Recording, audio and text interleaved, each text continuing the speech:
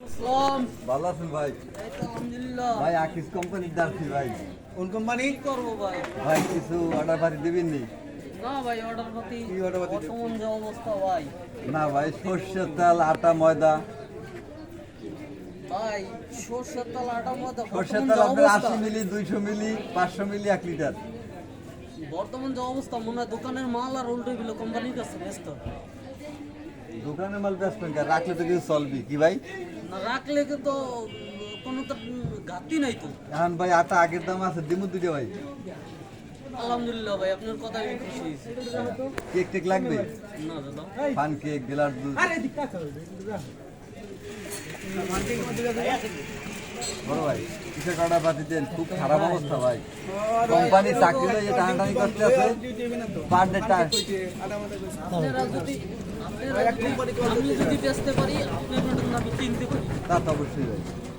তা আমি যদি বেচতে না পারি তাহলে কি আমি কিনবো কি করে? বলেন। না ভাই, বেচা কিনে সবারই খারাপ, তার মধ্যে আমাকে একটু বাছাই দেন, আপনারাও বাঁচেন, অল্প অল্প কিছু দেন। বাছাই রাখার মতো এই যে দেখেন আপনার এই যে যে দুটা মাস ধরে যে অবস্থা আপনার, এর আগে আপনার আমার নর্মালে আপনার 8-10 হাজার টাকা ক্যাশ হয়েছে, আর এখন হলো 3,000 3,500 অর্ধেকই নাই। অধিকই নাই। তা কিভাবে আপনি? কিন্তু ভাই আমার কোম্পানিটা বোঝে না ভাই, আমার কোম্পানি খালি কথাই একটা, অর্ডার লাগবে, অর্ডার লাগবে, 50,000 টার্গেট।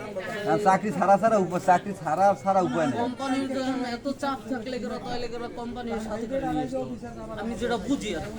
আরে ভাই হ্যাঁ গো, কথা কইলা বা সারা উপর লেভেলের বস, তারা হইলে খালি আমাকে খালি মানে ই করবে। না না, এত তারা বেশি বুঝলে কেন তাহলে কেন মাঠ পর্যায়ে নিয়ে আসতে হবে তো। এই মাঠ পর্দার কথা কি কয় জানেন? তখন কয়, চাকরি ছেড়ে দাও, চাকরি ছেড়ে দাও, নতুন লোক দেই।